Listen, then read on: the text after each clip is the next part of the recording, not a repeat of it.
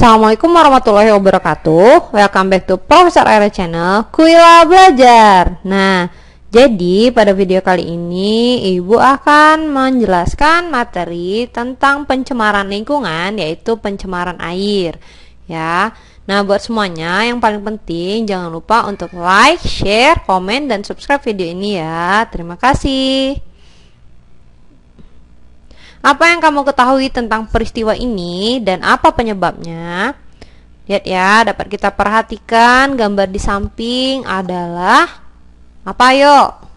Benar ya, banjir. Nah, jadi banjir ini merupakan salah satu bencana alam yang paling sering terjadi di Indonesia ya, khususnya di Jakarta. Kenapa itu bisa terjadi dan apa penyebabnya? Nah, jadi banjir ini terjadi apabila curah hujan sedang meningkat, yaitu di musim penghujan, dan pembuangan sampah itu sembarangan ya. Jadi ketika kita membuang sampah sembarangan, maka sampah akan terus menumpuk dan akhirnya menghambat dan menyumbat saluran air, sehingga air itu tadi akan banjir ya. Nah, jadi banjir ini merupakan salah satu dampak dari pencemaran lingkungan. Nah, jadi kita akan masuk ke materi, yaitu tentang pencemaran lingkungan. Apa itu pencemaran lingkungan? Jadi pencemaran lingkungan adalah masuknya segala sesuatu, termasuk bahan-bahan fisika dan kimia yang dapat mengganggu ekosistem. Nah, pencemaran lingkungan merupakan salah satu faktor yang menyebabkan menurunnya kualitas lingkungan. Seperti dapat kita lihat ya di sini, ini ada sebuah pabrik. Kita anggap saja ini pabrik kertas atau pabrik tekstil ya. Jadi pabrik ini selain dia menghasilkan kertas, jadi dia juga akan menghasilkan produk sisa. Nah, contohnya seperti limbah dan asap pabrik ini tadi. Nah, jadi asap pabrik ini tadi apabila lama-kelamaan dia akan menyebabkan lingkungan di sekitar pabrik ini tercemar udaranya oleh asap ini tadi. Nah, inilah yang disebut dengan pencemaran lingkungan ya. Jadi itu salah satu contohnya. Nah, zat yang dapat mencemari lingkungan dan dapat mengganggu kelangsungan hidup makhluk hidup disebut polutan. Jadi contohnya seperti asap pabrik itu tadi, asapnya itu disebut sebagai polutan ya. Jadi polutan itu dapat berupa zat kimia, debu, suara, radiasi, dan panas. Ciri-ciri polutan yaitu yang pertama kadarnya melebihi di atas normal atau melebihi ambang batas. Yang kedua yaitu berada pada waktu yang tidak tepat. Dan yang ketiga yaitu berada pada tempat yang tak semestinya. Nah, faktor yang mempengaruhi perubahan lingkungan atau pencemaran lingkungan itu yang pertama disebabkan akibat faktor alam. Ya, jadi dapat kita lihat nih contohnya seperti di ilustrasi ini ada gunung meletus ya atau erupsi. Jadi karena gunung meletus ini tadi dia akan mengeluarkan zat-zat yang berbahaya. Nah, sehingga lingkungan di sekitarnya itu tadi akan terkena dampaknya. Contohnya seperti berkabut, berasap ya, dan zat-zat lainnya yang menyebabkan kita sesak nafas, sulit melihat, dan terganggu aktivitas kita. Nah, yang akibat dari faktor alam ini juga termasuk salah satu pencemaran lingkungan. Tapi kalau faktor alam ini kan kita tidak bisa mencegahnya ya, sehingga yang bisa kita lakukan untuk mencegahnya itu yang disebabkan oleh akibat ulah manusia. Contohnya di peristiwa yang kedua nih ya. Di ilustrasi yang kedua ini dapat kita lihat nih banyak sekali sampah yang menumpuk di perairan. Sehingga nanti akibatnya bisa berakibat banjir, berakibat tercemarnya air lingkungan di sekitar itu, contoh ikan-ikan mati dan lain sebagainya, berbau dan banyak lagi ya. Nah, jadi itu dia pencemaran lingkungan itu bisa disebabkan oleh faktor alam dan faktor manusia ya. Jadi semua aktivitas kita manusia ini sebenarnya itu akan menyebabkan perubahan lingkungan dan akhirnya akan menyebabkan pencemaran lingkungan. Seperti yang pabrik itu tadi juga, nah limbahnya itu apabila tidak dikelola dengan baik, maka akan merugikan dan mengakibatkan ketidakseimbangan ekosistem. pencemaran air. Nah, jadi pencemaran lingkungan ini terbagi menjadi pencemaran air, pencemaran udara, dan pencemaran tanah. Namun di video ini kita hanya akan membahas tentang pencemaran air. Dan untuk pencemaran udara dan tanah akan dijelaskan di video selanjutnya ya. Jadi, pencemaran air adalah masuknya makhluk hidup, zat, energi, atau komponen lain ke dalam air yang menyebabkan air tidak berfungsi sesuai peruntukannya. Nah, ciri-ciri air tercemar ialah warna, bau, dan rasanya berubah. Serta pH-nya kurang dari 7 atau lebih dari 7 ya. Dimana pH air normal itu ialah sama dengan 7. Nah, jadi kalian pasti pernah melihat ya. Contohnya nih di ilustrasi ini. Ini ada limbah dan ini air limbahnya itu mengalir ke air. Jadi airnya itu berwarna hijau sehingga lama-kelamaan apabila terus tertumpuk, air-air di sekitar juga akan tercemar ya. Jadi dia warnanya berubah. Biasanya air yang kotor itu warnanya keruh, hijau, kehijauan, dan lain sebagainya. Juga bau ya. Dan rasanya pasti akan berubah ya. Nah, itu adalah pencemaran air. Selanjutnya yaitu faktor-faktor penyebab pencemaran air. Yang faktor yang pertama yaitu ialah limbah industri. Nah, air limbah industri mengandung zat berbahaya. Jenis limbah yang berasal dari hasil industri yaitu yang pertama limbah organik yang bau, yaitu hasil industri dari tekstil dan kertas. Yang kedua yaitu limbah anorganik berupa cairan panas, berbuih, berwarna, mengandung asam belerang, dan berbau menyengat, yaitu hasil dari industri baja, emas, cat, pupuk organik, farmasi, dan lain sebagainya. Nah, dapat kita lihat nih contohnya. Ini air limbah ini tadi hitam sekali ya, pekat, dan ini akan masuk ke perairan kita. Jadi kalian bayangkan bagaimana kalau air itu nanti akan kita gunakan mencuci pakaian, memasak, lalu kemudian ikan-ikan di sekitar ini dan kehidupan perairan lainnya ya, pasti sangat merugikan. Nah, selanjutnya yaitu faktor penyebab pencemaran air yang kedua adalah limbah rumah tangga. Nah, limbah rumah tangga adalah limbah yang berasal dari kegiatan perumahan, pasar, perkantoran, penginapan, puing-puing bahan bangunan, dan besi tua bekas mesin atau kendaraan. Jadi semua kegiatan kita manusia ini termasuk ke dalam limbah rumah tangga ya, selain yang industri tadi ya. Jadi seperti ibu kita memasak, kemudian sisa-sisa masakan itu, lalu kemudian deterjennya, sisa-sisa deterjen, lalu kemudian kita makan, membuang sampah, dan lain sebagainya, itu termasuk ke dalam limbah rumah tangga ya. Dan itu juga dapat mencemari lingkungan. Nah, limbah rumah tangga itu berupa bahan organik, anorganik, bahan berbahaya, dan beracun atau B3. Ini contohnya. Kalian bayangkan apabila semua orang berbelanja setiap hari menumpukan sampah, maka sampahnya akan banyak sekali, dan sampah-sampah ini membutuhkan waktu yang sangat lama sekali untuk terurai. Jadi bisa dibayangkan ya berapa banyak limbah rumah tangga yang dihasilkan perharinya dari semua manusia di muka bumi ini ya.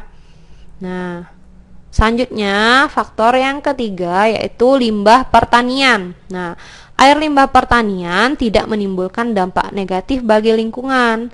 Namun, penggunaan pestisida dan pupuk secara berlebihan akan menimbulkan kerusakan ekosistem perairan. Pupuk yang berlebihan dapat menyebabkan suburnya ekosistem perairan sehingga terjadi blooming algae atau tumbuh suburnya ganggang di permukaan air. Jadi nih, anak-anak semuanya, contoh ada petani yang menanam padi ya. Kemudian dia memberi pestisida dan pupuk secara berlebihan. Maksudnya di sini berlebihan dalam jumlah banyak sehingga dia tidak lagi bisa diserap oleh tanah dan diserap oleh tanaman ini tadi. Sehingga ketika ada air hujan atau air yang lainnya, dia akan ikut terlarut dengan air ini tadi. Jadi dia hanyut ikut air ini tadi sampailah dia ke sungai. Ini sungai ya contohnya. Cantik ya gambarnya. Nah, ini ikutlah si pupuk itu tadi. Hanyut ke sungai. Nah, di sungai ini tadi ada ganggang atau algae atau tanaman-tanaman yang hidup di atas perairan itu ya. Nah, atau lumut-lumut dan lain sebagainya. Karena dia pupuknya terlarut ke sini, otomatis pupuk itu akan menyuburkan ganggang-ganggang ini tadi. Jadi dia akan tumbuh subur sekali sehingga hampir keadaannya itu memenuhi permukaan air itu tadi. Sehingga contohnya akan menjadi seperti ini ya. Tara, seram sekali ya.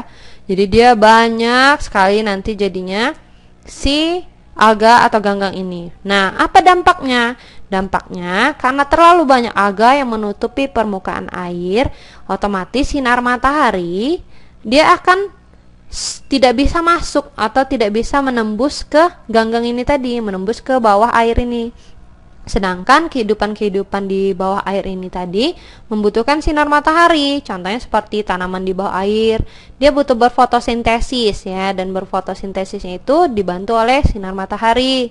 Nah, sehingga kalau dia sulit untuk berfotosintesis, dia juga akan berkurang dalam memproduksi oksigen, sehingga juga kadar oksigen akan berkurang, dan ganggang ini juga akan mengambil oksigen, sehingga kadarnya juga akan berkurang. Apabila kadar oksigennya berkurang di air ini tadi, maka ikan-ikan akan kekurangan oksigennya dan lambat laun akan mati ya. Jadi itu juga merupakan salah satu dampaknya ya, sehingga terjadi ketidakseimbangan ekosistem. Nah, dampak pencemaran air, apa aja nih dampaknya? Yang pertama, penurunan kualitas lingkungan. Jadi apabila airnya tercemar, maka kandungan oksigen di dalamnya berkurang dan mengganggu ekosistem di dalamnya, seperti yang sudah dijelaskan tadi ya. Jadi apabila ekosistemnya terganggu, maka menyebabkan kualitas lingkungan tersebut menurun ya. Jadi tidak bagus lagi lingkungan itu. Nah, kemudian selanjutnya yang kedua yaitu gangguan kesehatan. Jadi air limbah yang tidak dikelola terlebih dahulu sebelum dibuang kemungkinan mengandung kuman, bakteri, dan virus yang menyebabkan penyakit. Air limbah juga digunakan sebagai sarang nyamuk dan lalat yang membawa vektor atau penyakit tertentu. Jadi contohnya kalian hidup di pinggiran sungai ya, atau pinggiran laut, yang dimana di situ dia dibuanglah air limbahnya. Tapi air limbahnya itu tidak dikelola terlebih dahulu sehingga masih mengandung beberapa zat yang berbahaya. Lalu kalian gunakan airnya itu tadi, maka otomatis penyakit-penyakit akan mudah masuk ke tubuh kita. Contohnya seperti diare, hepatitis, dan lain sebagainya ya. Banyak sekali penyakitnya. Jadi itu akan berbahaya. Selanjutnya, dampak yang ketiga yaitu pemekatan hayati. Apa itu? Nah, bahan beracun yang mencemari perairan mengakibatkan terkontaminasinya racun dalam tubuh organisme. Organisme di dalam perairan juga memiliki rantai makanan seperti apabila ganggang terkontaminasi racun, maka zooplankton yang memakan ganggang juga terkontaminasi racun, dan begitu seterusnya.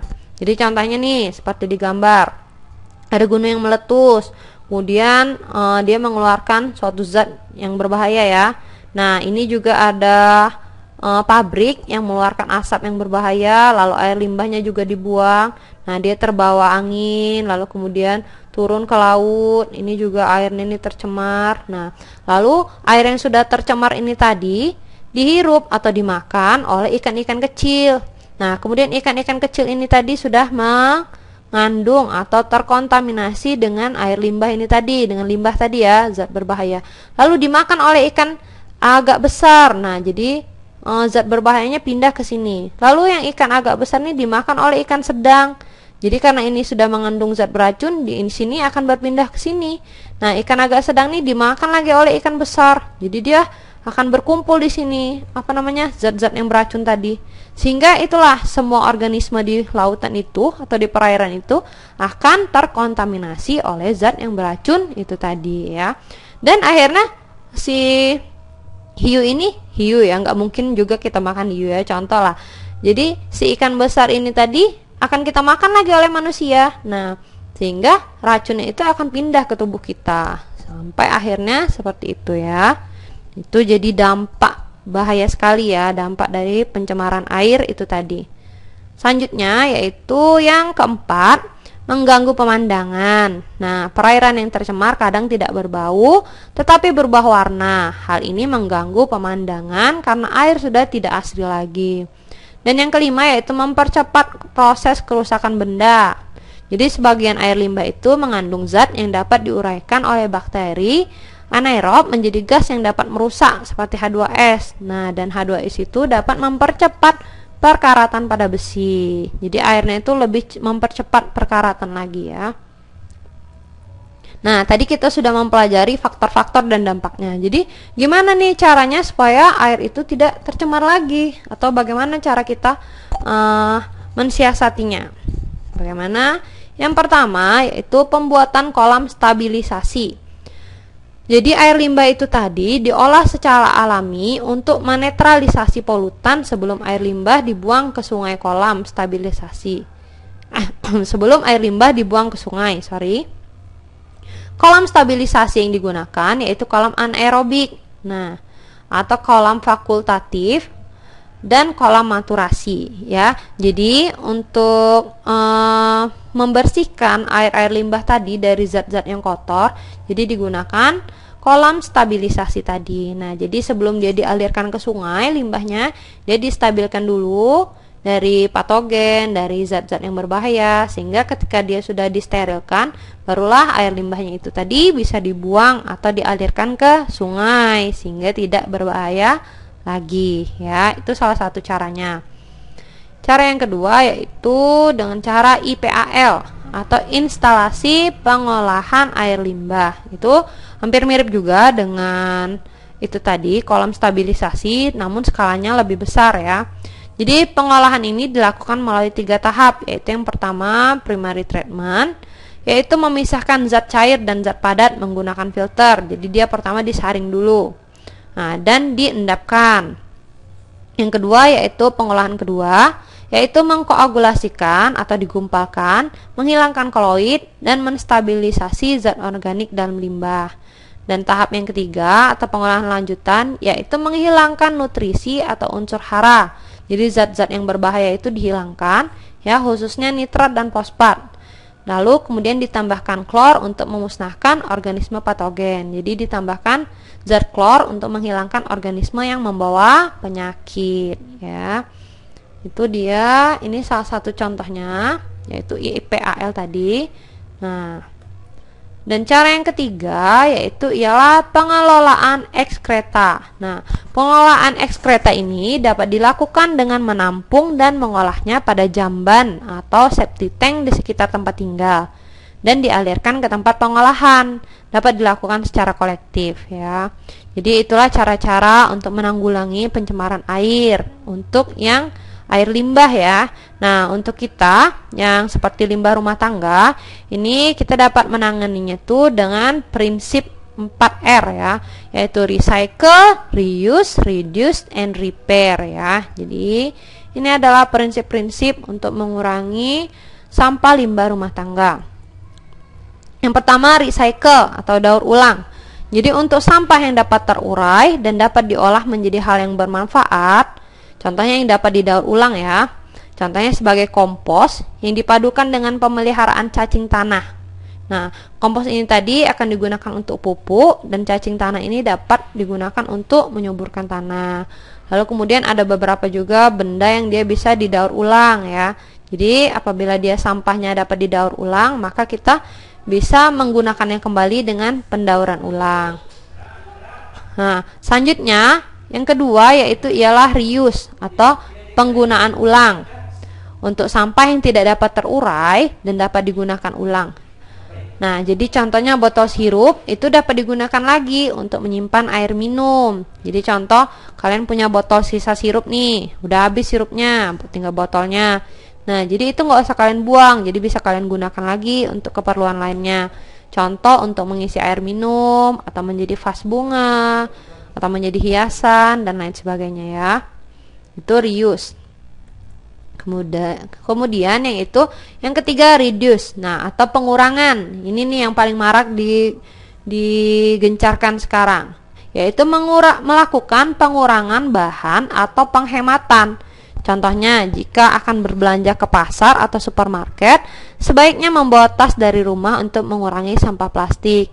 Jadi kalau kalian membawa masing-masing tas dari rumah, kalian nggak perlu lagi menggunakan plastik. Nah, otomatis itu akan mengurangi sampah plastik ya. Jadi sampah plastik itu baru dapat terurai sekitar puluhan tahun lamanya, ya, sehingga itu dibutuhkan waktu yang sangat lama untuk plastik dapat terurai. Maka dari itu kita benar-benar harus mengurangi sampah plastik, ya. Nah, seperti di supermarket sekarang kan, kalau kita belanja itu diminta untuk membawa kantong belanja sendiri, sehingga itu akan lebih ramah lingkungan, ya. Selanjutnya yang keempat yaitu repair atau pemeliharaan, yaitu menjaga lingkungan dengan tidak membuang sampah sembarangan, terutama di perairan, ya. Jadi kalau tidak dari diri kita sendiri, maka siapa lagi, ya? Ingat untuk selalu membuang sampah pada tempatnya, ya. Nah, dan ini kita masuk ke poin intinya, ya, yaitu tugas. Silahkan kalian kerjakan tugasnya, yaitu ada 2 soal. Kalian pause dulu videonya, lalu kerjakan. Nah, dan kemudian dikumpulkan, ya. Nah, sudah selesai video pembelajaran kita kali ini. Semoga bermanfaat dan semoga semua anak-anak ibu paham dan mengerti tentang pencemaran lingkungan, bahayanya, dan bagaimana cara menanggulanginya. Lebih dan kurangnya ibu mohon maaf. Dan yang paling penting, kalau kalian suka dengan video ini, jangan lupa ya untuk like, share, komen, dan subscribe video ini, ya. Terima kasih. Assalamualaikum warahmatullahi wabarakatuh.